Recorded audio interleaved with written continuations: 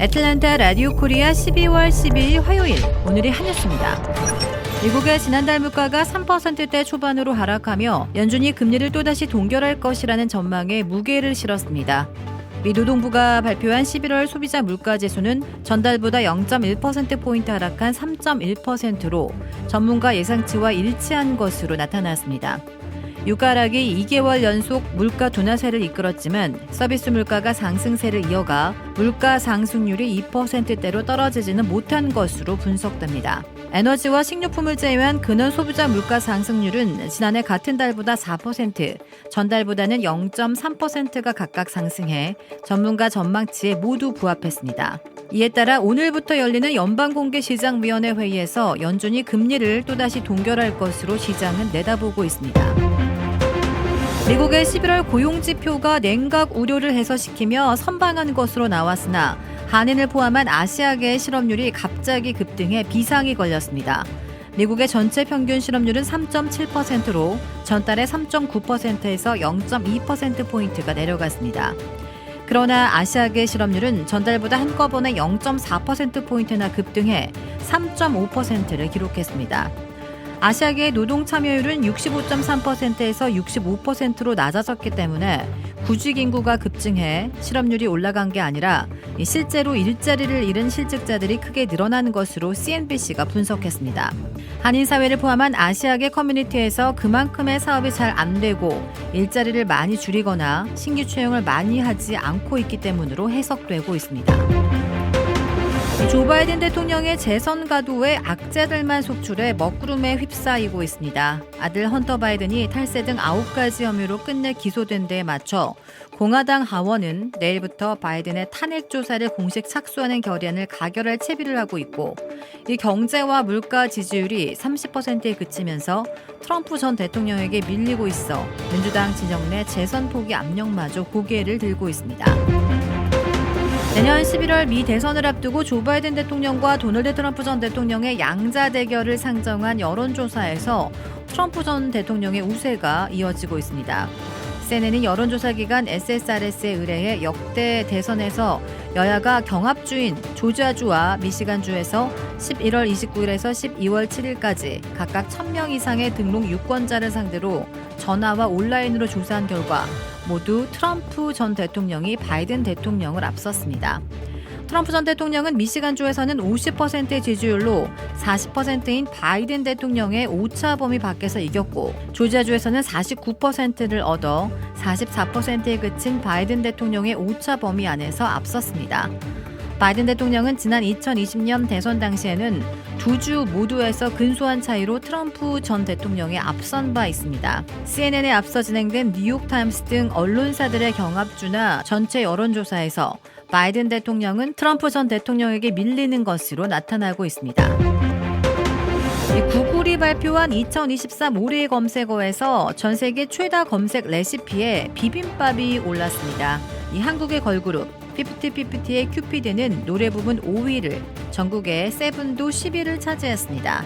구글이 어제 발표한 2023년 올해의 검색어에 따르면 비빔밥은 지난해에 비해 검색량이 가장 많이 증가한 요리 레시피였습니다. 2위에는 꼬챙에 꽂아 구운 스페인 요리 에스페토, 3위에는 전분으로 만든 인도네시아죽 파베다가 올랐습니다. 구글 검색으로 본 올해의 노래는 일본의 혼성 듀오인 요아소비의 아이돌이었습니다. 한국 걸그룹 피프티피프티의 큐피드도 이 순위에서 5위에 올랐습니다. 전 세계인이 가장 관심을 보인 뉴스는 이스라엘 하마스 전쟁이었습니다. 그 뒤로는 타이타닉호의 관광 잠수정 사고, 또 튀르키예 지진이 많이 검색된 것으로 나타났습니다. 오하이오주에서 어린 손녀의 얼굴에 고의로 총을 쏴 중상을 입힌 40대 여성이 체포되었습니다. 어제 버틀러 카운티 보안관실은 공식 페이스북을 통해 43세 미아 데지레 해리스가 이 3건의 중범죄 혐의로 기소됐다고 밝혔습니다. 보안관들은 지난 9일 오전 1시 50분쯤 유아 총격 사건이 발생했다는 신고를 받고 오하이오주 리버티 타운십에 있는 한 주택에 출동했습니다. 현장에 도착했을 때 그들은 6개월 된 아기가 머리에 총을 맞은 사실을 확인했습니다. 버틀러 카운티 보안관인 리처드 존슨은 그건 사고가 아니었고 고의였다며 내가 본 범죄 중 가장 역겹고 용납할 수 없을 만큼 사악했고 6개월 된 아기에게 총을 쐈으며 더 끔찍한 건 범인이 아이의 할머니라는 것이라고 말했습니다.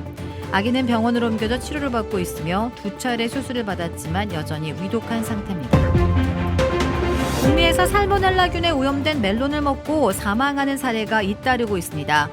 특히 감염된 환자 대부분은 미리 껍질을 잘라 플라스틱 상자 등에 담아놓은 멜론을 구매해 섭취하는 것으로 드러났습니다. 미식품의학국은 38개 주에서 230명의 살모넬라균 감염 사례가 보고됐으며 3명의 사망자가 발생했다고 밝혔습니다. 캐나다 6개 주에서도 5명의 사망자를 포함해 129명의 감염 사례가 확인됐습니다.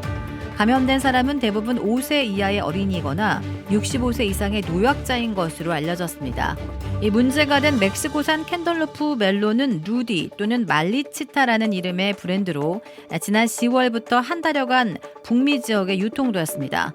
미 질병통제예방센터 CDC는 어떤 멜론이 사용되는지 알 수 없다면 미리 잘라놓은 것은 먹지 말라며 해당 제품을 구입한 사람들은 즉시 폐기하거나 구입한 매장에 반품해야 하며 접촉한 물건 역시 소독할 것을 당부했습니다.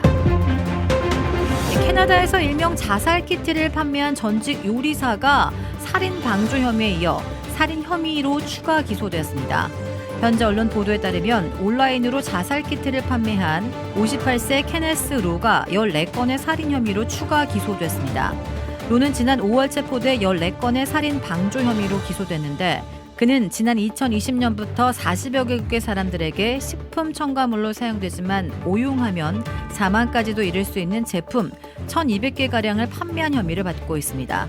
뉴질랜드와 이탈리아 등 다른 국가에서도 9명이 구매했고 이 중 1명의 피해자가 발생한 것으로 확인되었습니다. 피해자의 대다수는 16세에서 36세 사이의 젊은 층인 것으로 나타났습니다. 로는 과거 항공우주 엔지니어로 활동하고 캐나다의 한 5성급 호텔 주방에서 요리사로 일한 것으로 알려졌습니다. 그는 범행 동기에 대해 과거 어머니가 병상에 누워 고통받는 것을 지켜보며 다른 이들에게 탈출의 길을 열어주고 싶었다라고 말했습니다. 친윤 핵심인 국민의힘 3선 장제원 의원이 한국 시각 12일 내년 총선 불출마를 공식 선언하면서 또 다른 주류 인사의 희생 결단이 뒤따를지 주목되고 있습니다. 장 의원의 불출마는 인요한 혁신위원회의 주류 희생 요구에 화답한 첫 사례입니다.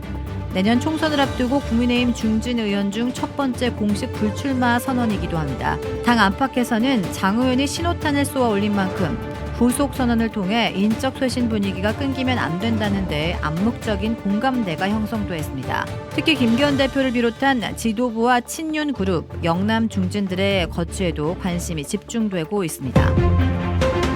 주택 구매뿐만 아니라 커머셜, 웨어하우스, 비즈니스 건물까지 부동산계의 큰손 이주환 부동산. 크레딧 카드 빚 최대 80%까지 탕감. 크레딧은 지켜드리고 빚은 줄여드리는 O3 컨설팅이 오늘의 한 뉴스를 후원합니다. 이상 애틀란타 라디오 코리아 12월 12일 화요일 오늘의 한 뉴스의 고지선이었습니다.